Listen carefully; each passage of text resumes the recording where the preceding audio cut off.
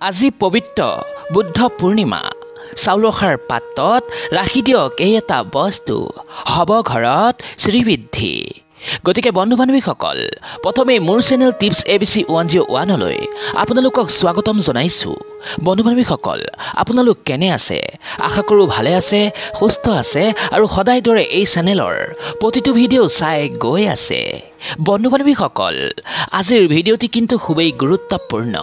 গতিকে ভিডিঅ'টি স্কিপ নকৰাকৈ শেষ পৰ্যন্ত চাই গৈ থাকক আৰু এতিয়া আহক ভিডিঅ'টি আৰম্ভ কৰি লওঁ। বন্ধু বান্ধৱীসকল, হিন্দু ধৰ্মত সকলো পূৰ্ণিমাতকৈ এই পূৰ্ণিমাক শ্ৰেষ্ঠ পূৰ্ণিমা হিচাপে ধৰা হৈছে। এই পূৰ্ণিমাৰ বিশেষ গুৰুত্ব ৰৈছে।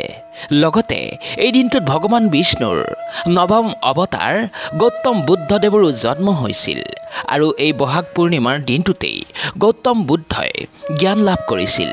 সেয়েহে এই দিনটো বুদ্ধ ধৰ্মাৱলম্বী লোকৰ বাবে বিশেষ গুৰুত্বপূৰ্ণ। অকল এয়াই নহয়, হিন্দু ধৰ্মাৱলম্বী লোকৰ বাবেও এই পূৰ্ণিমাৰ ৰৈছে বিশেষ মহত্ব। এই দিনটোত ভগৱান বিষ্ণুৰ পূজা অৰ্চনা যদি সম্পূৰ্ণ ভক্তি আৰু নিষ্ঠাৰ সহিত কৰা যায়, তেন্তে এই দিনটোত কৰা পূজাৰ ফল আপুনি অৱশ্যেই লাভ কৰিব। এই দিনটিত কৰা কোনো কাৰ্যই নিষ্ফল নহয়। সেয়েহে বন্ধু বান্ধৱীসকল, আজিৰ ভিডিঅ'টিত কথা পাতিম এই বুদ্ধ পূৰ্ণিমাৰ দিনটোত যিসকল লোকে অৰ্থ চিন্তা বা দৰিদ্ৰতাত ভুগি আছে, তেনেলোকে যদি এই দিনটোত সম্পূৰ্ণ ভক্তি আৰু নিষ্ঠাৰ সহকাৰে এই বিশেষ এটি প্ৰয়োগ বা ক্ৰিয়া কৰে, তেন্তে ইয়াৰ ফলত মা লক্ষ্মীৰ কৃপা তেওঁলোকে অৱশ্যেই লাভ কৰিব। আৰু সেই কামটোৱে হৈছে এই পূৰ্ণিমাত চাউলৰ পাত্ৰত এই এটা বিশেষ বস্তু অৱশ্যেই ৰাখিব লাগিব। গতিকে ইয়াৰ বিষয়ে বিস্তাৰিত জনাৰ আগতে যদিহে আপোনালোক এই চেনেলটোত একেবাৰেই নতুন, তেন্তে ভিডিঅ'টিত এটা লাইক কৰি কমেণ্টত লিখক জয় মা লক্ষ্মী।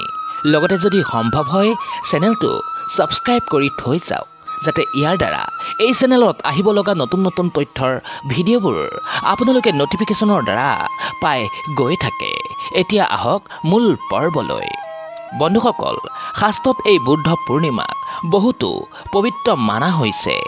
এই দিনটোত যদি ভগৱান বিষ্ণু ও শ্ৰীকৃষ্ণৰ উদ্দেশ্যে ফুল বা তুলসীৰ পাত অৰ্পণ কৰা হয়, তেন্তে অৱশ্যেই ভগৱান বিষ্ণুৰ পৰম আশীৰ্বাদ আপুনি লাভ কৰিব আৰু মৃত্যুৰ পাছত মোক্ষ প্ৰাপ্তি হয়।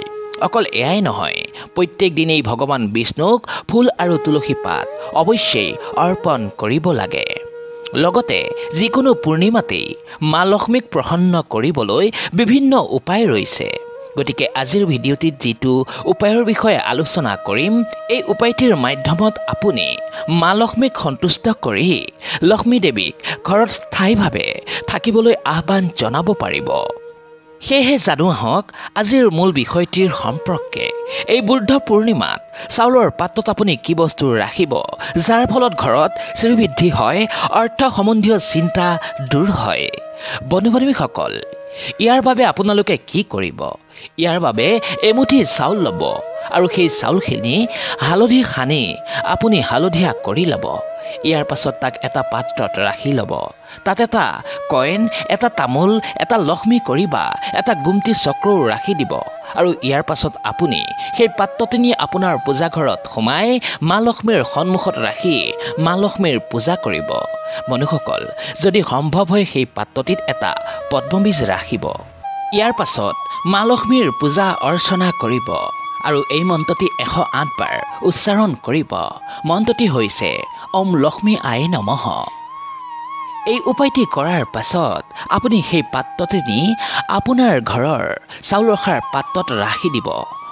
কিন্তু মনত ৰাখিব, সেই পাত্ৰটিত যেন চাউল কোনোদিনেই খালী হ'ব নাপায়।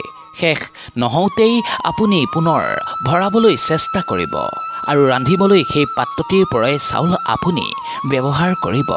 ইয়াৰ ফলত আপোনাৰ দুচিন্তা দৰিদ্ৰতা দূৰীভূত হ'ব, অৰ্থচিন্তা বা সমস্যা সকলো লাহে লাহে দূৰ হ'বলৈ ধৰিব। অযথা খৰচ আপোনাৰ বন্ধ হ'ব আৰু পাৰিবাৰিক যিকোনো সমস্যা আপোনাৰ দূৰ হৈ উঠিব, অশান্তি দূৰ হৈ উঠিব। অৰ্থাৎ এই উপায়টিৰ মাধ্যমত মা লক্ষ্মী ও মা অন্নপূৰ্ণা খুবেই প্ৰসন্ন হৈ উঠে আৰু দুই হাত ভৰি আশীৰ্বাদ দিয়ে, যাৰ ফলত আপোনাৰ জীৱনৰ পৰা দুখ কষ্ট সমস্যা দূৰ হৈ উঠাৰ লগে লগে সংসাৰত শ্ৰীবৃদ্ধি ঘটিব। যদিহে এই উপায়টো আপুনি আজি এই পবিত্ৰ বুদ্ধ পূৰ্ণিমাত কৰে, সেয়েহে বন্ধু বান্ধৱীসকল, যদিহে ভিডিঅ'টি আপোনালোকৰ ভাল লাগিছে, লগতে আপোনাৰ লগতে যদি ঘৰখনৰ ওপৰত সৰ্বদাই দেৱী লক্ষ্মীৰ কৃপা বৰ্তি থকাটো আপোনালোকে কামনা কৰে, তেন্তে কমেণ্টত শুদ্ধ মনে এবাৰ লিখক জয় মা মহালক্ষ্মী। লগতে ভিডিঅ'টি যদি আপোনালোকৰ সঁচাই ভাল লাগিছে, তেন্তে ভিডিঅ'টিত এটা লাইক কৰি আপোনাৰ বন্ধু বান্ধৱী বা আত্মীয় স্বজনলৈ শ্বেয়াৰ কৰি দিব। আজিলৈ ইমানেই, পুনৰ আকৌ লগ পাম। ধন্যবাদ।